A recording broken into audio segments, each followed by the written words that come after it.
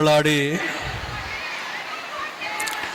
ವಿಧಿಯ ಜೊತೆ ಗುದ್ದಾಡಿ ನೋವಿನಿಂದ ಒದ್ದಾಡಿ ಸಾವಿನ ಜೊತೆ ಹೋರಾಡಿ ಎನ್ನನ್ನು ಭೂಮಿಗೆ ತಂದ ಎನ್ನ ಮಾತೆಯನ್ನು ಎನ್ನ ಮನದ ಮಂದಿರದಲ್ಲಿ ಧ್ಯಾನಿಸಿಕೊಂಡು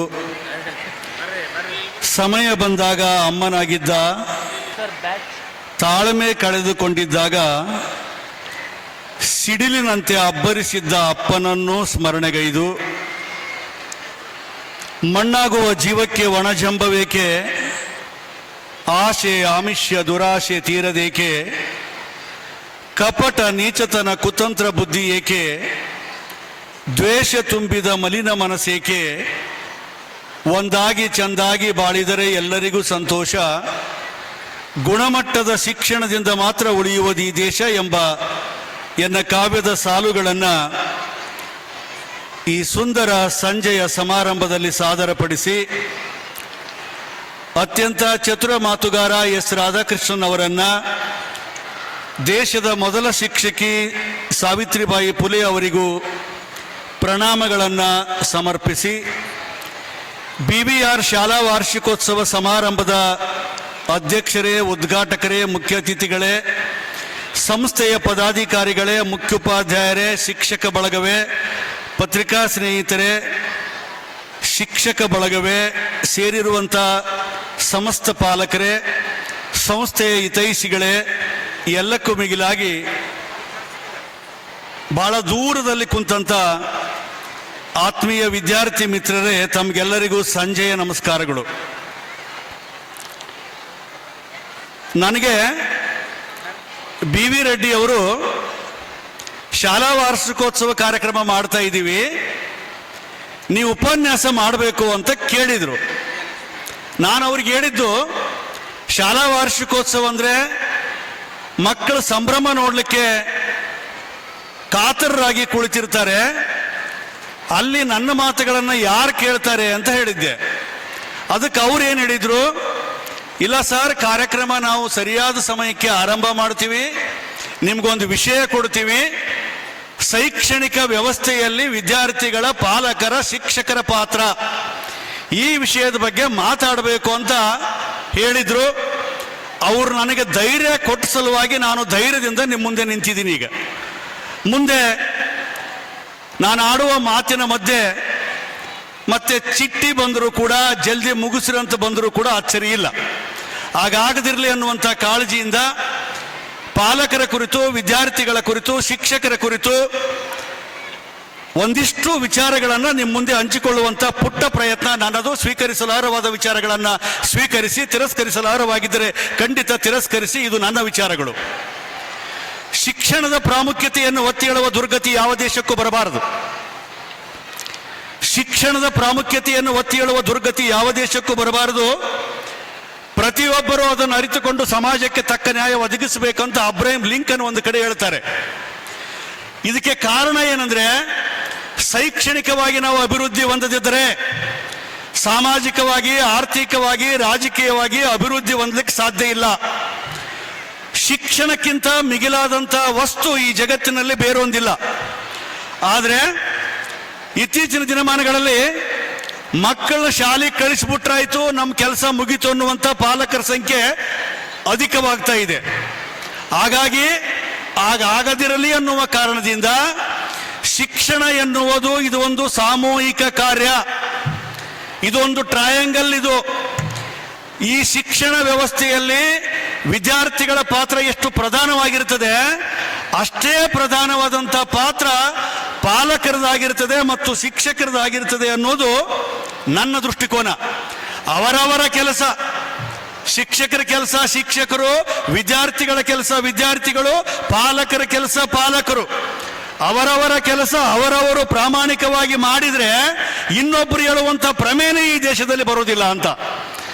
ನಾವು ಎಂಥ ಪಾಲಕರಿದ್ದೀವಿ, ಎಂಥ ವಿದ್ಯಾರ್ಥಿಗಳಿದ್ದೀವಿ, ಎಂಥ ಶಿಕ್ಷಕರಿದ್ದೀವಿ ಅನ್ನೋದನ್ನ ಅವರವರ ಆತ್ಮಾವಲೋಕನ ಮಾಡಿಕೊಂಡರೆ ನಿಜವಾದ ಉತ್ತರ ದೊರೀತದೆ, ನಿಜವಾದ ಫಲಿತಾಂಶ ದೊರೀತದೆ. ಈ ಸತ್ಯವನ್ನು ಮನಗೊಂಡಂತ BVR ಶಿಕ್ಷಣ ಸಂಸ್ಥೆಯವರು ಈ ವಿಷಯವನ್ನು ನನಗಿಲ್ಲಿ ಕೊಟ್ಟಿದ್ದಾರೆ ಎನ್ನುವಂಥ ಭಾವನೆ ಕೂಡ ನನ್ನದಿದೆ. ಶಾಲಾ ವಾರ್ಷಿಕೋತ್ಸವ ಅನ್ನೋದೊಂದು ನೆಪ. ಇದು ಈ ಸಮಾರಂಭದಲ್ಲಿ ಎಲ್ಲರನ್ನೂ ಒಂದು ಕಡೆ ಸೇರಿಸಿ ಒಂದಿಷ್ಟು ಚಿಂತನ ಮಂಥನ ಮಾಡುವಂಥ ಕೆಲಸ, ನಮ್ಮಂಥವರನ್ನು ಕರೆಸಿ 4 ವಿಚಾರಗಳನ್ನು ಹಂಚಿಕೊಳ್ಳಕ್ಕೆ ಅವಕಾಶ ಕಲ್ಪಿಸಿದಂಥ BVR ಶಿಕ್ಷಣ ಸಂಸ್ಥೆಗೆ ಮೊದಲು ಜೋರಾದ ಚಪ್ಪಾಳೆಯೊಂದಿಗೆ ಅಭಿನಂದಿಸಬೇಕು. ಮೊದಲನೇದಾಗಿ ವಿದ್ಯಾರ್ಥಿಗಳ ಕುರಿತು ಒಂದು 4 ಮಾತು. ಅವರು ಪಾಲಕರಿಗೆ ಜಾಸ್ತಿ ಒತ್ತು ಕೊಡು ಅಂತ ಹೇಳ್ಯಾರ, ಆದರೆ ನಾನೀಗಾಗಲೇ ಟ್ರಯಾಂಗಲ್ ಅಂತ ಹೇಳಿದ್ದೀನಿ. ಎಲ್ಲ ಕೋನಗಳ ಬಗ್ಗೆ ನಾನು ಇಲ್ಲಿ ಮಾತಾಡಬೇಕಾಗಿದೆ. ನನ್ನ ವಿಷಯದ ಒಟ್ಟು ಶೀರ್ಷಿಕೆ ಪ್ರಸ್ತುತ ಶೈಕ್ಷಣಿಕ ವ್ಯವಸ್ಥೆಯಲ್ಲಿ ವಿದ್ಯಾರ್ಥಿಗಳ, ಪಾಲಕರ ಮತ್ತು ಶಿಕ್ಷಕರ ಪಾತ್ರ.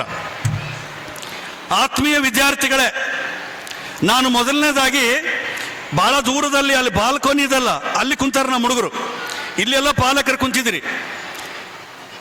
ನಾನೊಂದು ಕತೆ ಹೇಳ್ತೀನಿ, ಆಮೇಲೆ ವಿಷಯಕ್ಕೆ ಆರಂಭಿಸ್ತೀನಿ. ಬೆಂಗಳೂರಿನ, ಎಲ್ಲರೂ ಕೇಳಬೇಕಿದನ್ನ, ಬೆಂಗಳೂರಿನ ಹಲಸೂರು ದೇವಸ್ಥಾನದಿಂದ 2ನೇ ಕ್ರಾಸ್ ಆಚೆಗೆ ರಾಮು ಅನ್ನುವಂಥ ಒಬ್ಬ ವಿದ್ಯಾರ್ಥಿಯ ಮನೆ ಇತ್ತು. ರಾಮು ಹುಟ್ಟಿದ 2 ತಿಂಗಳಲ್ಲಿ ತಂದೆ ತೀರಿದ.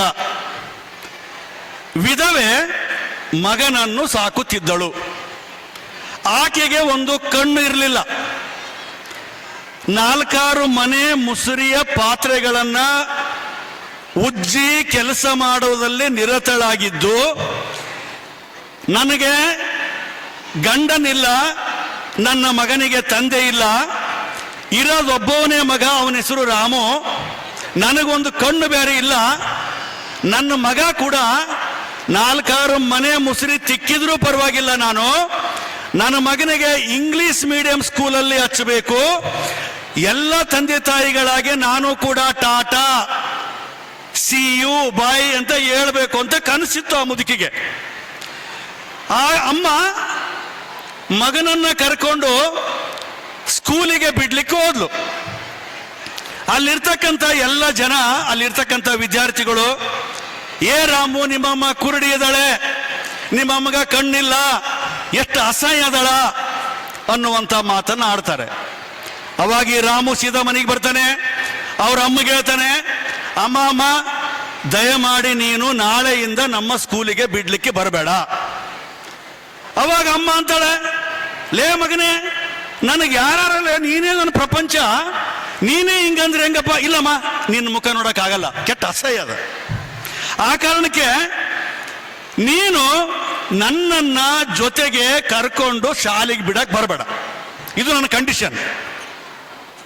ಅವಾಗ ಆ ಮುದುಕಿ ಪ್ರತಿನಿತ್ಯ ಶಾಲೆಗೆ ಬಿಡಕ್ ಹೋತಾಳ. ಅವ ಬ್ಯಾಡನವ, ಈ ಅಮ್ಮ ಬಿಡಕ್ ಹೋಗಕ್ಕೆ. ಸಿಟ್ಟು ಬಂತ ರಾಮನಿಗೆ. ನಮ್ಮಮ್ಮನಿಂದ ಈ ಅಸಹ್ಯ ಮುಖದಿಂದ ನಾನು ತಪ್ಪಿಸ್ಕೊಳ್ಬೇಕಾದ್ರೆ ಒಂದು ಉಪಾಯ ಮಾಡಬೇಕು ಅಂತ ತಿಳ್ಕೊಂಡು ನವೋದಯ ಪರೀಕ್ಷೆ ಬರೀತಾನೆ. ನವೋದಯ ಪರೀಕ್ಷೆ ಬರೆದ ಮೇಲೆ ಉದ್ದಕ್ಕೆ ರ್ಯಾಂಕ್ ಗಳಿಸ್ತಾನೆ. PUC, ಡಿಗ್ರಿ ಎಲ್ಲಾನು ಕೂಡ ರ್ಯಾಂಕ್ ಹುಡುಗವನು. ಅಂತ ರ್ಯಾಂಕ್ ಪಡೆದಂತ ವ್ಯಕ್ತಿ ಮುಂದೆ ದೊಡ್ಡ ಅಧಿಕಾರಿ ಆಗ್ತಾನೆ. ನಾನೊಬ್ಬ ಅನಾಥ ಅಂತ ಹೇಳ್ಕೊಳ್ತಾನೆ. ನನಗೆ ತಂದಿಲ್ಲ, ತಾಯಿ ಇಲ್ಲ ಅಂತ ಹೇಳ್ಕೊಳ್ತಾನೆ. ತಾಯಿ ಇರ್ತಾಳೆ, ಆದ್ರೂ ಸುಳ್ಳು ಹೇಳ್ತಾನೆ. ತಂದೆ ತಾಯಿ ಇಲ್ಲಂದ್ರೆ ದೊಡ್ಡ ಅಧಿಕಾರಿ ಬೇರೆ ಇದ್ದಾನೆ. ಕನ್ಯೆ ಯಾರು ಕೊಡಲ್ಲ ಹೇಳ್ರಿ? ಎಲ್ಲರೂ ಕೊಡಕ್ ಮುಂದೆ ಬರ್ತಾರೆ. ಅವನಿಗೆ ಮದುವೆನ ಆಗ್ತದೆ, 2 ಮಕ್ಕಳು ಆಗ್ತವೆ. ದೂರದ ಭಾರತದ ರಾಜಧಾನಿ ದೆಹಲಿಯಲ್ಲಿ ಅವ ಕೆಲಸ ಮಾಡ್ತಿರ್ತಾನೆ. ಒಳ್ಳೆ ಅಧಿಕಾರಿ ಅನ್ನೋ ಕಾರಣಕ್ಕೆ ಉತ್ತಮ ಅಧಿಕಾರಿ ಪ್ರಶಸ್ತಿ ಬರ್ತದೆ ಆತನಿಗೆ. ಈ ಮುದುಕಿ ಇಲ್ಲೇ ಬೆಂಗಳೂರಿಗೆ, ನನ್ನ ಮಗ ಎಲ್ಲಾನಂಬದೇ ಗೊತ್ತಿಲ್ಲ ಈ ಮುದುಕಿಗೆ. ಆಕೆಗೆ ಬಹಳ ಒಂದು ಅಚ್ಚರಿ ಬೆಳವಣಿಗೆ ನೋಡಿ. ಆ ರಾಮನ ಫೋಟೋ ಪ್ರಶಸ್ತಿ ಬಂದ ಸಲುವಾಗಿನೇ ಅಧಿಕಾರಿಯ ಭಾವಚಿತ್ರ ಪೇಪರ್ದಾಗ ಬರ್ತದೆ. ಪೇಪರ್ದಾಗ ಬಂದ ತಕ್ಷಣನೇ ಆ ಓಣೆಗಿರ್ತಕ್ಕಂಥ ಎಲ್ಲರ ಜನ, ಏ ರಾಮನ ಫೋಟೋ ಬಂದದ, ನಿಮ್ಮ ಮಗನ ಫೋಟೋ ಬಂದದ ಅಂತೇಳಿ ಆ ಮುದುಕಿಗೆ ತೋರಿಸ್ತಾರೆ. ಅವಾಗ ಆ ಮಗನ್ ನೋಡ್ಬೇಕಂತ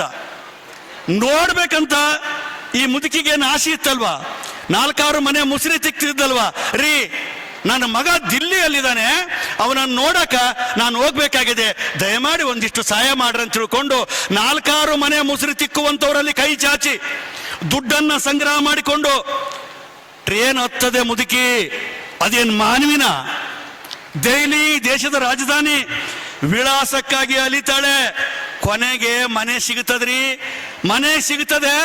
ಮನೆ ಹೊರಾಂಗಣದಲ್ಲಿ ಪಲ್ಲಂಗದ ಮೇಲೆ ಕುಳಿತಿದ್ದ ರಾಮು ಆ ಮುದುಕಿ ಆ ಮನೆಯೊಳಗೆ ಬಂದ ತಕ್ಷಣ ಮುದುಕಿ ಆ ಗೇಟ್ ಕೀಪರ್ಗೆ ಹೇಳ್ತಾನೆ, ಮನೆಯ ವಾಚ್ಮನ್ಗೆ ಹೇಳ್ತಾನೆ.